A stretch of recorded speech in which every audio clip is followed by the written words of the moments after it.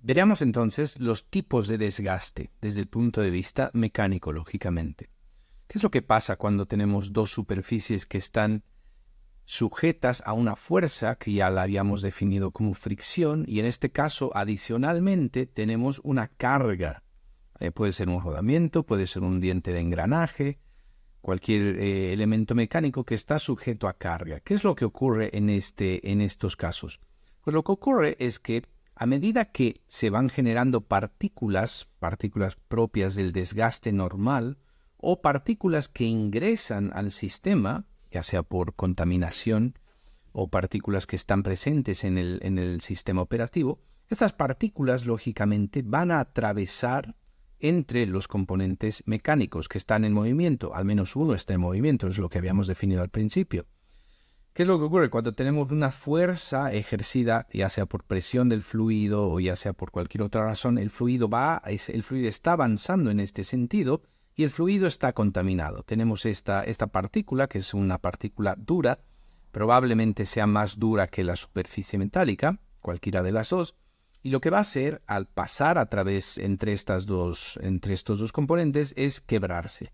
Lógicamente se quebrará, se romperá en trozos más pequeños, los cuales sí pasarán de un extremo al otro. O sí pasarán, si estamos hablando de rodamiento, por ejemplo, sí estarán presentes en ese espacio confinado de rodamiento. Desafortunadamente, esta partícula va a generar roturas en la superficie del componente lubricado. Entonces, no es que va a pasar y se va a romper únicamente, sino que va a generar desgastes. Y este tipo de desgaste lo conocemos como desgaste abrasivo. Estamos hablando de un desgaste de tres cuerpos. Tenemos un primer cuerpo que puede estar en movimiento o no. Tenemos un segundo cuerpo, que son las superficies mecánicas lubricadas. Y tenemos un tercer cuerpo ajeno, que probablemente no debería estar presente en el aceite. Y si lo está, debería ser en concentraciones muy pequeñas.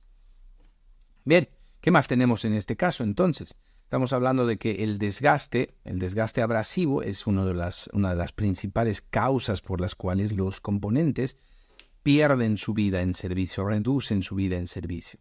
Pero no es el único. Hay otro tipo de desgastes, en este caso el desgaste adhesivo, en el cual las superficies lubricadas, en este caso las superficies metálicas, van a unirse, ¿vale? Se van a soldar. Por eso es que es un desgaste adhesivo, se van a adherir. En muchos casos puede llegar a soldarse, dependiendo de la presión, no de la temperatura, lógicamente. Y en otros casos, esa adhesión va a hacer que se rompa uno o los dos componentes, las dos superficies, ¿vale? Y en ese caso estamos hablando de que tendríamos una rotura probablemente en una zona de esta y probablemente en una zona de esta y se genera una partícula. Una partícula a nivel microscópico, lógicamente. Esa partícula que ha sido generada internamente va a seguir el camino de la partícula abrasiva que habíamos visto anteriormente. Esa partícula va a seguir en el flujo del aceite si es que no es removida, depositada en el filtro o en el fondo del depósito, y va a volver al proceso que sigue, al camino que sigue el aceite. En ese caso tenemos una partícula dura que lo que va a hacer es probablemente romper, quebrar esta parte microscópicamente de las superficies de los componentes mecánicos y generar más partículas. Entonces, a partir de un desgaste adhesivo por soldadura en frío, podríamos tener partículas abrasivas y esas partículas abrasivas van a generar más desgaste aún.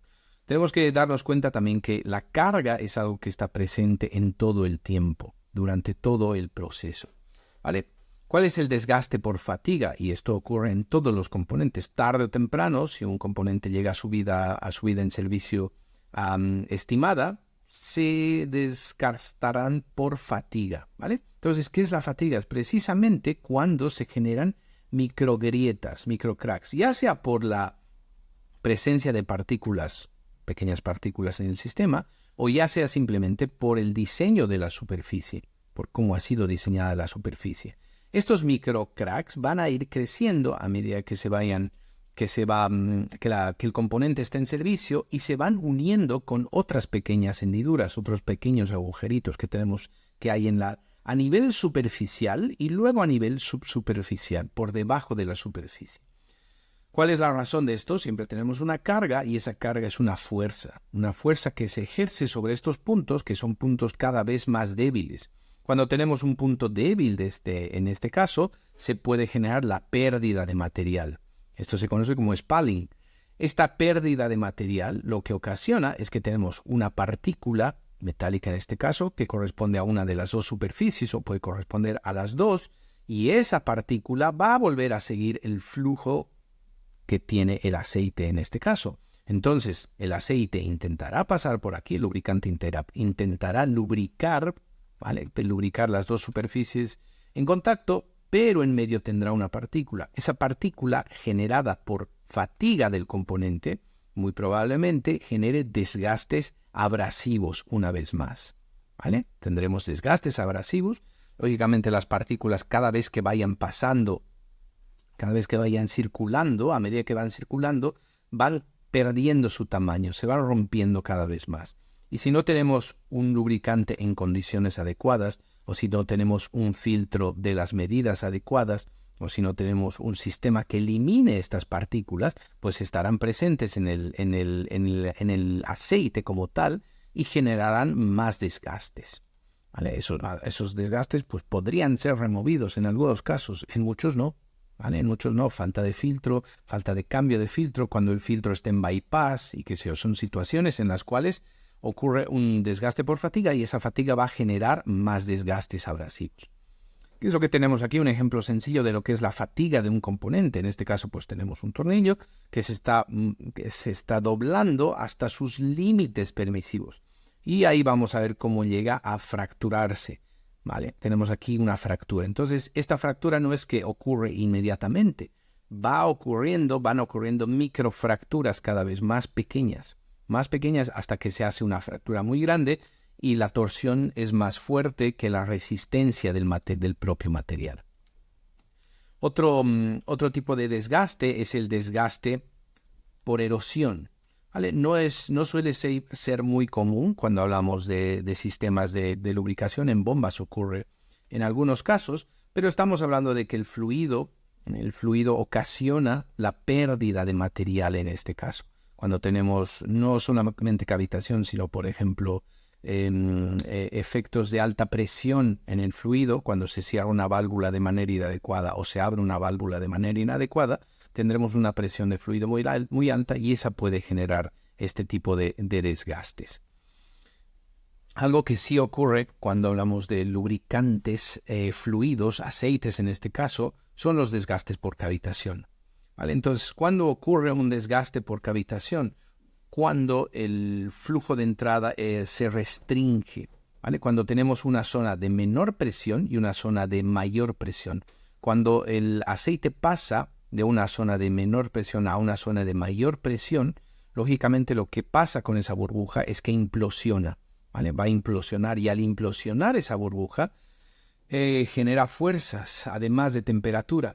Esas fuerzas van a hacer que se desprenda el material de la superficie metálica, ¿vale? Entonces, una vez más, volvemos al problema del principio. Cuando tenemos material desprendido, ese material desprendido se convierte en un tercer cuerpo que no debería estar presente y lo que va a hacer es generar desgastes abrasivos. Y por último tenemos el desgaste por cavitación. La cavitación es la formación de cavidades gaseosas y el colapso del fluido en ese caso. Cuando hablamos del colapso del fluido, estamos hablando del aire atrapado en el aceite. El aceite tiene más o menos, dependiendo del tipo de aceite, lógicamente puede tener entre un 8 y un 10% de aire disuelto en su composición. Cuando ese aire colapsa, implota, tenemos lo que se llama cavitación o pseudocavitación. Y ese desgaste por cavitación puede generar erosión. Hace un momento habíamos dicho también que hay un desgaste por erosión, no es muy común, pero se genera sobre todo cuando hay restricción de flujo, ¿vale? Restricción de flujo y un colapso del aire atrapado en el sistema.